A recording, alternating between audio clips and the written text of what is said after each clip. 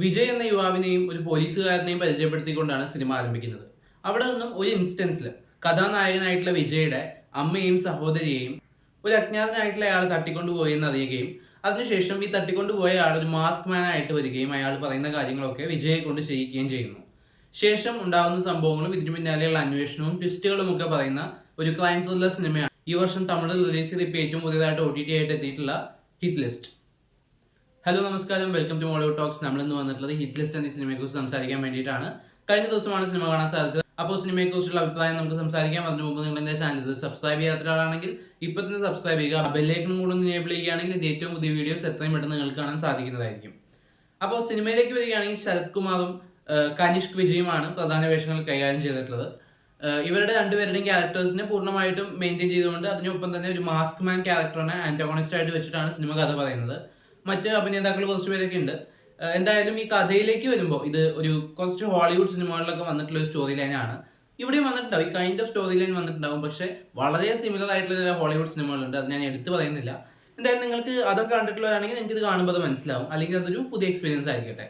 എന്തായാലും കണ്ടുകൊണ്ടിരിക്കുമ്പോൾ എനിക്ക് ആ ഒരു സിനിമയാണ് പലയിടത്തും ഫീൽ ചെയ്തിട്ടുള്ളത്.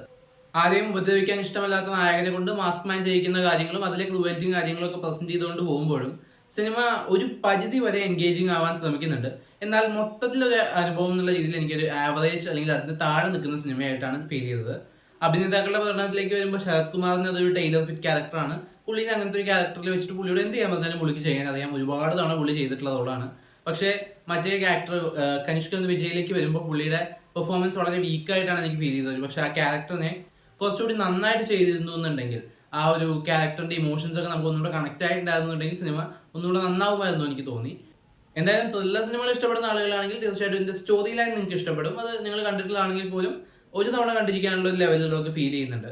എന്നാൽ അത് പിന്നീട് ഒരു ക്ലീഷേ ലെവലിലേക്കൊക്കെ പോകുമ്പോഴും അവസാനത്തോടെ എടുക്കുമ്പോൾ ഒരു ട്വിസ്റ്റ് ഉണ്ട്. ട്വിസ്റ്റും കാര്യങ്ങളും സസ്പെൻസും ഒക്കെ ഉണ്ട്.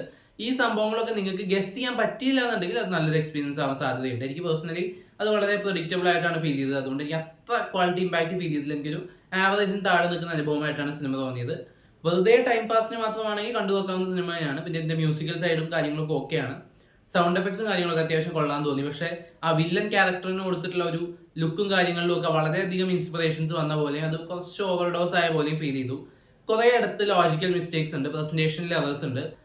ഇതിൽ വില്ലൻസ് ആയിട്ട് കുറച്ച് പേര് വരുന്നുണ്ട്, കുറച്ച് ക്യാമിയോ പോലെയൊക്കെയാണ് വരുന്നത്. എന്തായാലും അവരുടെയൊക്കെ ക്യാരക്ടറൈസേഷൻസ് കൃത്യമായിട്ട് ഡിഫൈൻ ചെയ്യപ്പെട്ടിട്ടില്ല എന്ന് തോന്നി. എന്തായാലും ആദ്യാവസാനം ഈ സിനിമ നോക്കുമ്പോൾ ഒരു അത്യാവശ്യം ത്രില്ലർ സിനിമകളൊക്കെ കാണുന്ന ഒരാളാണെങ്കിൽ നിങ്ങൾക്ക് ഇതിൽ പുതിയതായിട്ടൊന്നും ഓഫർ ചെയ്യാനില്ല. എന്നാൽ സമയം പോകാൻ വേണ്ടി വെറുതെ ഒരു സിനിമ കാണാതിരിക്കുകയാണെന്നൊക്കെ പറഞ്ഞാൽ നിങ്ങൾക്ക് വേണമെങ്കിൽ കണ്ടു നോക്കാവുന്ന ഒരു സിനിമയാണ്. കുറച്ച് ലാഗൊക്കെ ഉണ്ട്, കുറച്ച് ബ്രൂട്ടലായിട്ടുള്ള സംഭവങ്ങളൊക്കെ കടന്നു വരുന്നുണ്ട്, ആക്ഷൻ സീക്വൻസുകൾ, ഫൈറ്റും അങ്ങനത്തെ കാര്യങ്ങൾ, കുറച്ചുകൂടെ ബ്ലഡ് ഷെഡ് ആയിട്ടുള്ള വയലൻസ് വരുന്നുണ്ട്. ഒരുപാടൊന്നുമില്ല, എന്നാലും അത്യാവശ്യം കുറച്ചൊക്കെ വരുന്നുണ്ട്. അപ്പം അങ്ങനത്തെ സംഭവങ്ങളൊക്കെ കണ്ടുകൊണ്ട് കാണാൻ തയ്യാറാണെന്നുണ്ടെങ്കിൽ തീർച്ചയായിട്ടും വേണമെങ്കിൽ നിങ്ങളുടെ റിസ്കിൽ സ്വന്തമായിട്ട് ഒരു തവണ കണ്ടു നോക്കാവുന്ന സിനിമയായിട്ടാണ് എനിക്ക് തോന്നിയത്. അപ്പോൾ ഹിറ്റ് ലിസ്റ്റ് എന്ന് പറഞ്ഞിട്ടുള്ള സിനിമ നിങ്ങൾ കണ്ടവരാണെങ്കിൽ സിനിമയെക്കുറിച്ചുള്ള അഭിപ്രായങ്ങൾ കമന്റ് ബോക്സിലൂടെ രേഖപ്പെടുത്തുമെന്ന് വിശ്വസിക്കുന്നു. ഈ വീഡിയോ നിങ്ങൾക്ക് ഇഷ്ടപ്പെടുമെങ്കിൽ ചാനൽ സബ്സ്ക്രൈബ് ചെയ്യുക, വീഡിയോ ലൈക്ക് ചെയ്യുക, സപ്പോർട്ട് ചെയ്യുക. എന്തെങ്കിലും പ്രശ്നം നോട്ടീസ് ചെയ്യുകയാണെങ്കിൽ കമന്റ് ബോക്സിലൂടെ അറിയിക്കാൻ ശ്രമിക്കുക. നമുക്കിനി മറ്റൊരു വീഡിയോയിൽ വീണ്ടും കാണാം. ബൈ.